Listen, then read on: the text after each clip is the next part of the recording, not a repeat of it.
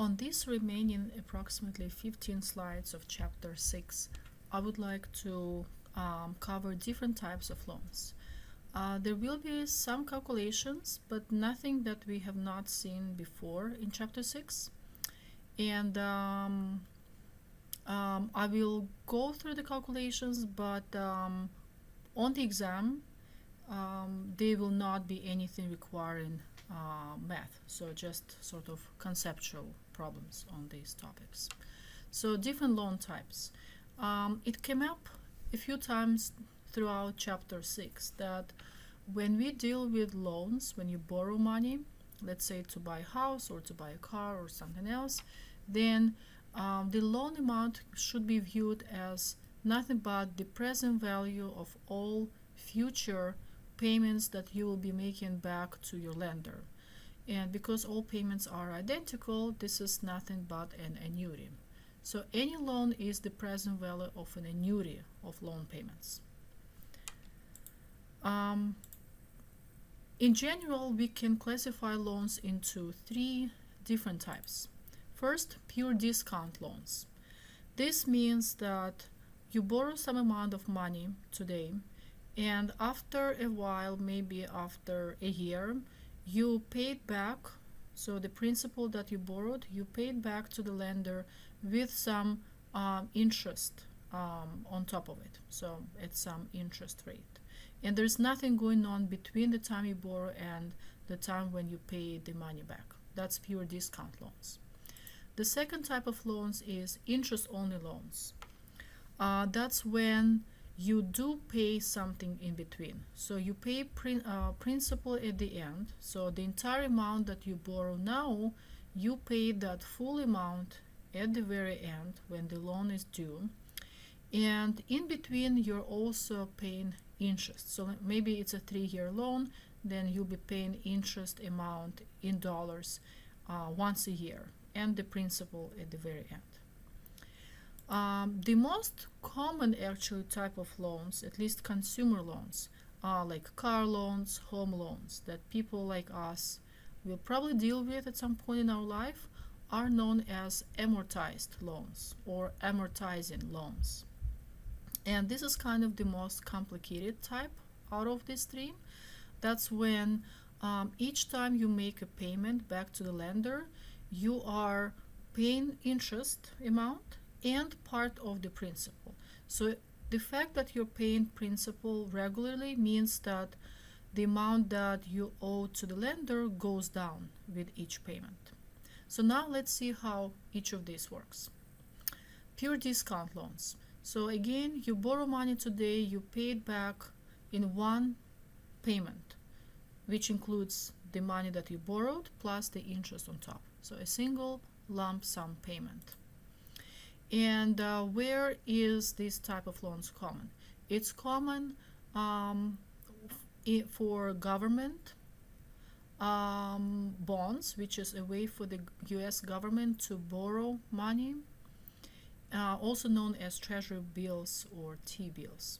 And the duration of the loan is just a few months, so under a year, which means the government borrows the money, let's say, from you, and in, let's say, 12 months, in one payment, it gives that amount back to you with some interest on top. So let's look at this example. We have a treasury bill, a T-bill, that promises to repay $10,000 in 12 months. The market interest rate is 7%. How much will this treasury bill sell for in the market? In other words, what this question is asking is, how much does the US government borrow with each of these T-bills, right? By borrowing, it's basically selling it, and the money it receives from whoever buys the bond is the loan that was made to the US government by that buyer of the T-bill.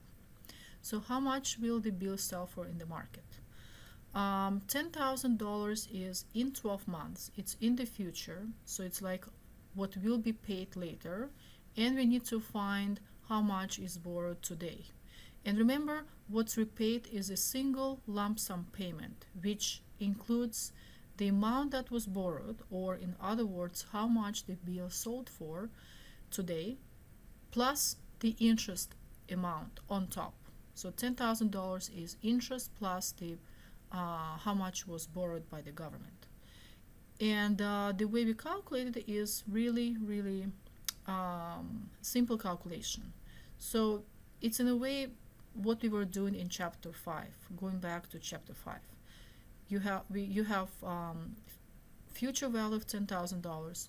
You wanna bring it back by 1 year. So we discount it back by 1 year to find the borrowed amount of money. In the financial calculator, 10,000 is the future value, IY, interest per year, is 7%, and the number of years is 1, because 10,000 is repaid in 1 year. We compute the present value. So the answer is $9,345.79. That was pure discount loans. Second, interest-only loans. These are a little bit more complicated, but not by too much. That's when you borrow money today and you pay the principal at the end, just like with the pure discount loans, but you don't pay the interest together with the principal in one shot at the end, but you pay it regularly in between. A lot of corporate debt works this way. So corporations take so-called interest-only loans, which require them to pay interest each, let's say, year, and they pay back the money that they borrowed with the last interest payment at the end, maybe in a few years. Let's see how the math would work here. Let's say a company borrowed money for 5 years. It's a 5-year interest-only loan. The interest rate is 7% per year. The principal amount, in other words, the amount that the company borrowed, is again $10,000. So let's just use the same numbers as much as we can throughout this entire topic on loans. Interest is paid annually. The question is, what would this stream of cash flows look like? In other words, how much would this company that just took this loan be paying during the first year, during the second year, third, fourth, and fifth years? Right? Year 0 is today. That's when we borrow the money, and then we make the payments over the next 5 years regularly, and we pay interest every single year, so 5 times, and at the end of the 5th year we also pay the principal amount. In other words, how much we borrowed in year 0. So we borrowed what? 10,000, right? Which is given. What is the interest that we will be paying every year for the next 5 years? We use the interest rate of 7%. 7% times $10,000. That's how we calculate it, which gives $700 every year. So year 1 we pay 700, year 2 we pay 700, year 3 we pay 700, year 4 we pay 700, year 5 we pay 700, and we also pay $10,000 that we borrowed today. So the 5th year payment is the largest one because it includes 2 parts, and it's a total of $10,700. And now let's look at the most complicated one of all, which is probably the most common one, amortized loans. That's when we make payments regularly during the time when the money is borrowed and the time when everything must be completed, all the payments are made. And each of these regular payments includes 2 things, interest and principal. Home loans, car loans are examples of where you always see this kind of loans, this type, the amortized loans. There are several different versions of amortized loans. Let's look at A, B, and C, the 3 versions which are discussed in our textbook. The first version, version A, amortized loans where each period, so typically loans require you to make payments every month. So let's say every month you pay interest plus some fixed amount. And this is the key here, fixed amount. Let's just jump straight to the main example I prepared. Let's make it a $50,000 loan, right? You borrow $50,000 for 10 years at 8% annual interest rate. And the loan agreement requires that you pay $5,000 in principal each year. So this amount is fixed. It doesn't change. It's constant. Plus interest for that year. And again, we want to look at what will be going on during the next 10 years. What will these firms' payments back to the lender look like? And typically what we do is we look at each year separately. For each year we look at the beginning balance, so how much we still owe to the bank, the principal payment that is made during that year, the interest payment, the total, which is the sum of the two, and then end of that year, how much we still owe to the bank. This is what is known as an amortization schedule. So it's like a table of payments over the term of the loan. So we can actually click on this Excel icon. If you double click on it, you will see, just a second, something like this. Let's make it larger.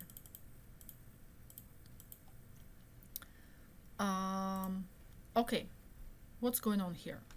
We have a table that shows the next 10 years, right? We have beginning balance, principal, interest, total, and ending balance. We are given $50,000, right? This is the loan amount. And at the end of year 10, we should owe nothing to the lender, right? So this is zero. So we start with 50,000, we should have zero remaining. What's going on in between? This is what we were given, right? The principal is fixed. So we are required to make $5,000 payments every year for the next 10 years, right? This is given. But this is not all we will be paying. Otherwise, it's really like, you know, splitting 50,000 into 10 equal parts over the next 10 years and no interest, right? But in real life, there's always interest that you pay to the lender. And the interest rate is 8%, which is given. So how does this, you know, affect our amortization schedule?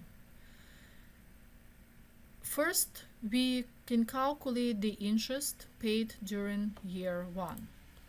And what we do is actually the same thing we were doing in the interest-only loans. We take 8% interest rate and multiply by $50,000 that we owe at this point to our bank.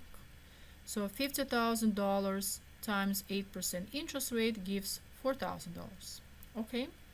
Now, what this means is we are paying $5,000 in principal, another $4,000 in interest, which gives a total of $9,000, right? So this is the total we are paying during year 1. Now, what is $45,000 in the last column, the ending balance? Well, this is how much we still owe to the lender. To get this number, you look at how much you owed as of the beginning of the year and how much you paid in principal. Not total, but principal, which was $5,000. So 50,000 beginning balance, 5,000 was paid. So this is by how much our balance has been reduced over the first year. And now what's left is 45.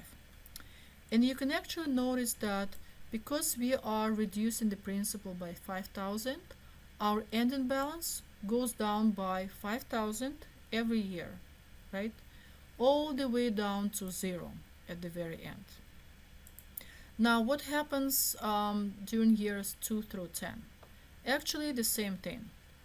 So to find the interest, we take 8% and multiply by the balance, right? How much we still owe to the bank. 8% of 45,000 gives 3,600. Then to find the total payment that we are making to the lender, we combine the principal and the interest. The principal was given, the interest is based on how much we owe to the bank. So a total of $8,600. And so on. So we can keep doing this, for the rest of the years. So what you notice is the beginning balance goes down by 5,000, and so does the ending balance, all the way to $0 at the end of 10 years. The principal is fixed. That's the whole point of this version of amortized loans. By the way, what does the word amortized mean here? It basically means that we are slowly lowering the amount we still owe to our lender, right? So it goes down by 5,000 year after year after year in this particular example. Another thing you can notice is that interest goes down, and that should make sense because interest is calculated based on how much we still owe, which is going down. And because the principal is the same, the interest is going down, the total is also going down, just like the interest payment. So this is the amortization schedule. Another thing I did here on the bottom is to kind of illustrate how loans are dangerous for you, right? So try to avoid borrowing money as much as you can. That's the bottom line. Because even though you borrowed 50,000, you're paying it off in 10 equal components, right? A total of 50,000, which is the sum of this. But you're paying another $22,000 in interest over the years. So that's really almost half on top of your loan, right? So this is the total you're paying over 10 years, $72,000, right? So you're not paying 50,000, you're paying 72,000 out of your pocket. Okay, so this is one version of amortized loans. Now let's look at version B, where again each time period, let's say every month or every year, we are paying, making a loan payment back to the lender, which again includes two components, interest and principal, except what's fixed now is the total, the sum of the two. So let's see what that means.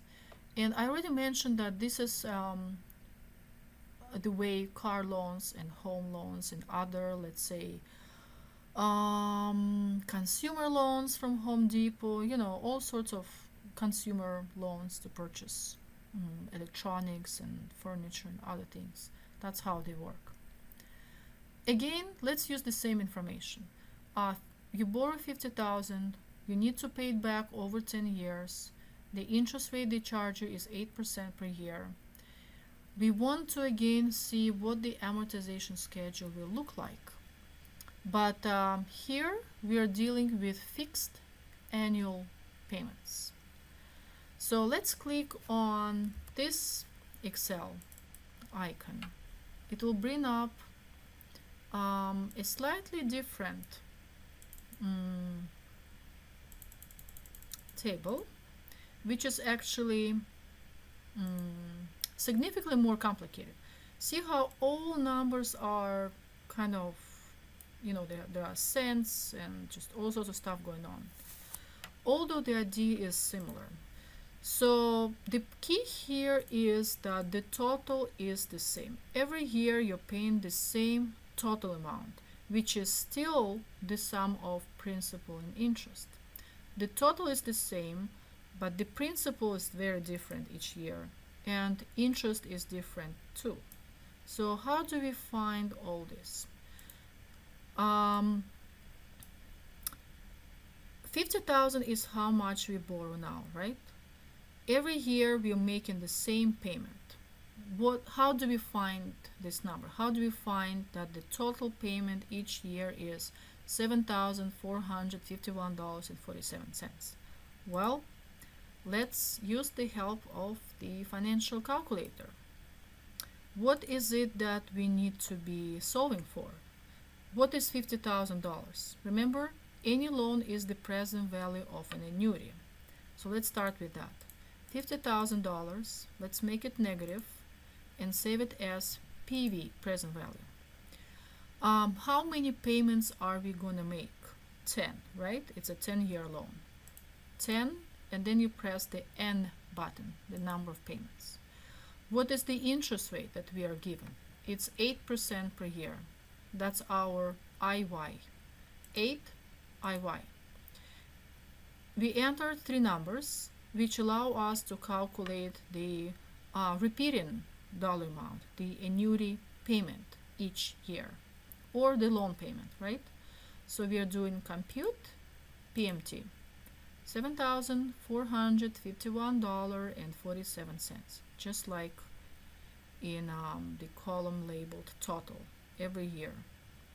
So this is where this number comes from, right? Now, what about principal and interest? How do we split the total into interest and principal? And why is it different every year?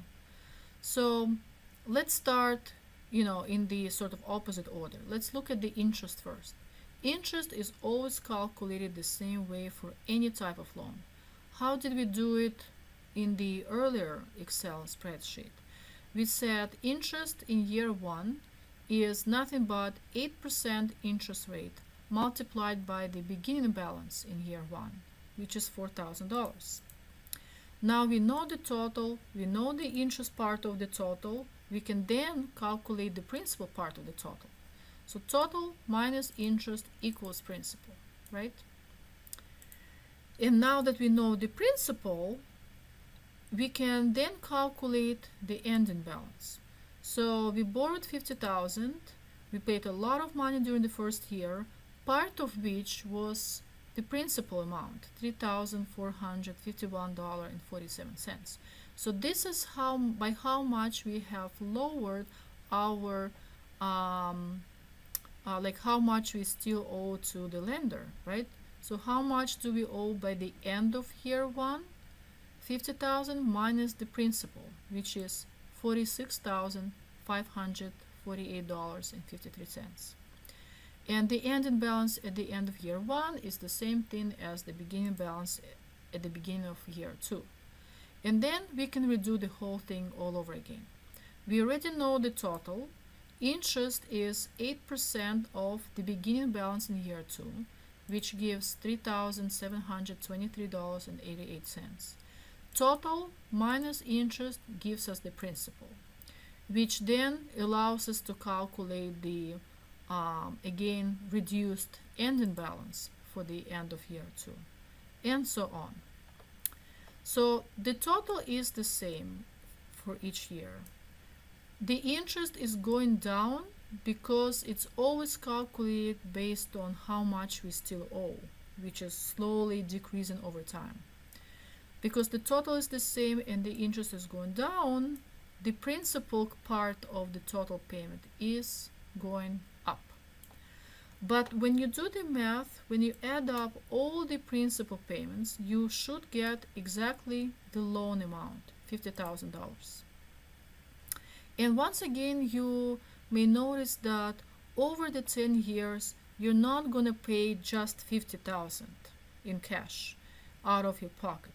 You're going to pay another almost half of that on top in interest.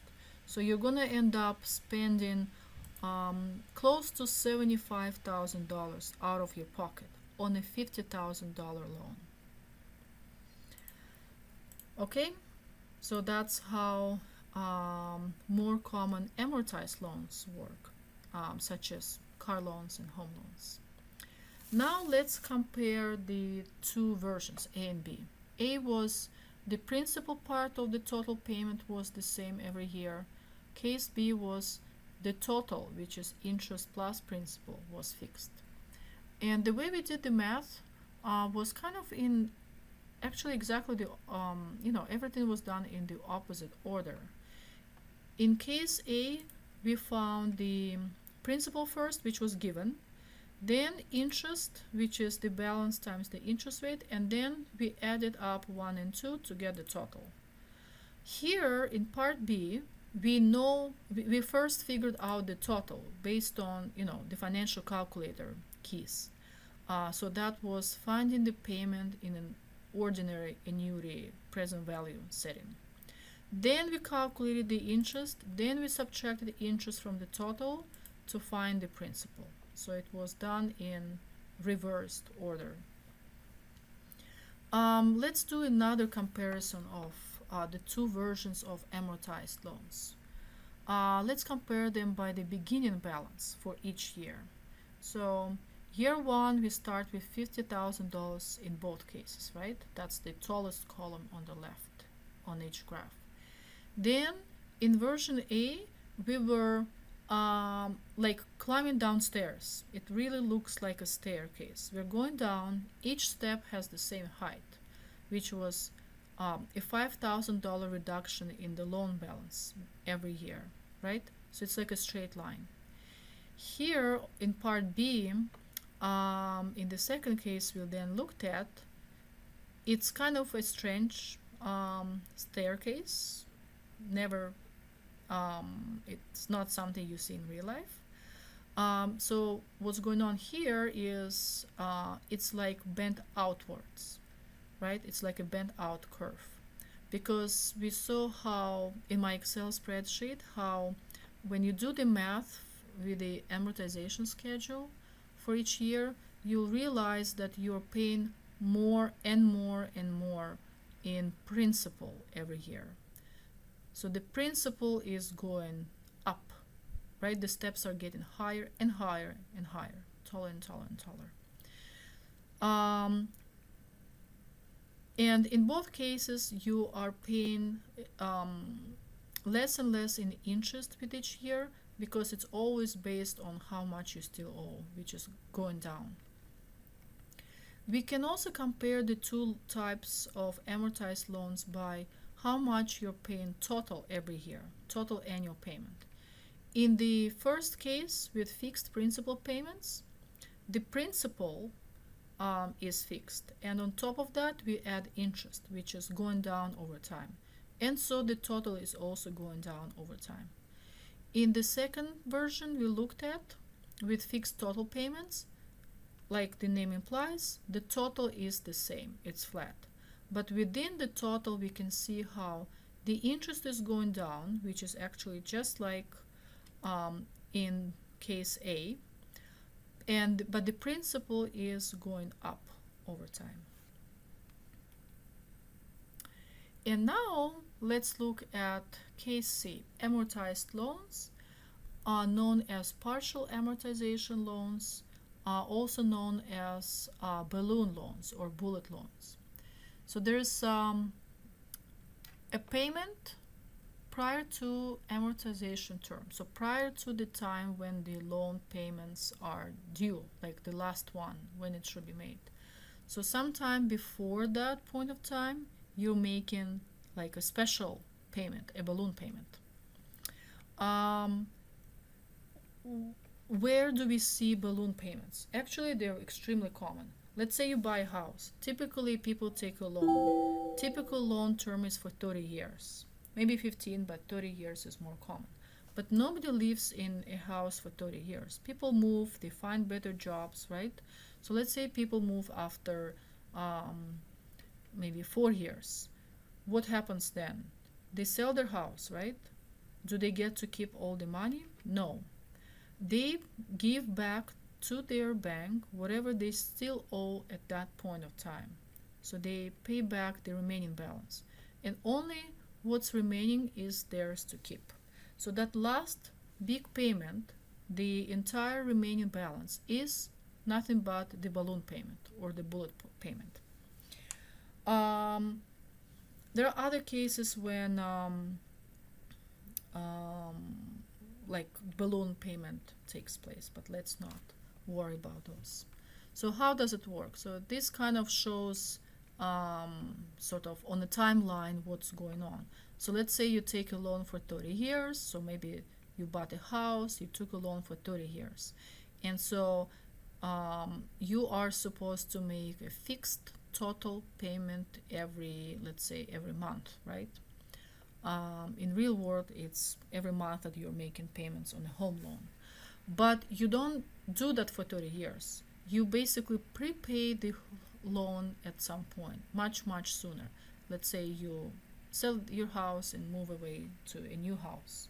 So there is an amortization term which is used to calculate the required payment over 30 years or whatever the loan term is. But the amortization term is, but the actual loan term here is much shorter, and the last payment is much larger than all payments that have been made so far. So that's the balloon payment. Okay, let's look at the same problem. You take a loan for $50,000 for 10 years at 8% interest rate. You're required to make fixed annual payments. So essentially, this version of amortized loans with the balloon payment is just like the one we just did with fixed total annual payments, fixed total, right? In this version, in this problem on this slide, the borrower pays a balloon payment after 4 years. So maybe, it's a loan to buy a cheap house somewhere for 10 years, although it's not typical in real life. And after 4 years, we are selling the house and paying back the remaining balance to the bank. What is the amount of the balloon payment? So how much are we going to pay to the bank after 4 years? Actually, there are a couple different ways to do it. So you can either go back to our Excel spreadsheet. Let's see, I'm trying to find. Let me go back here in our previous problem, because this is where the answer is. We don't need to create any new tables. So where is the answer here? Year 4. At the end of year 4, we are making the last payment to the bank, right? How much is it? What's the balloon payment? Here it is. This is our balloon payment, $34,447.27. So that's basically nothing but the ending balance for year 4, right? So essentially in year 4, you're paying this, the balloon payment, $34,000 in a little bit, plus you also don't forget that there is another about $7,500 on top of it, right? The interest and principal reduction. So this would be basically the sum of these two. So it's like 42,000 roughly is your last payment during the 4th year. Okay, so going back to this slide, I've just shown you where to find it in our amortization schedule. So it's just the ending balance for that year. But there is a different way.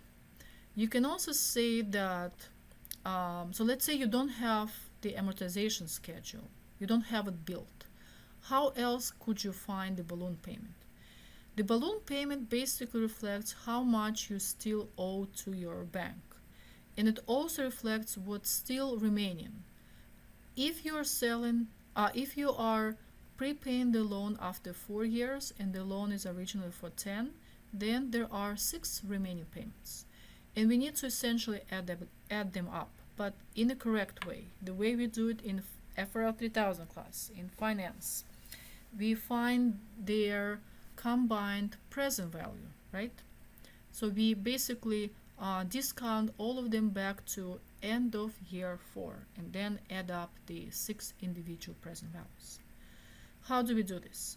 You can use the formula to find the present value of an ordinary annuity, with 6 payments at 8% interest rate, each payment being our total for each year. Or in the financial calculator, you are computing the present value, PV.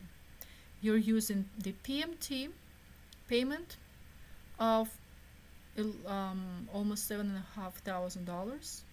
IY is 8%, and the number of payments is 6 remaining payments. Compute PV. So these are kind of, all the different ways how you could do it.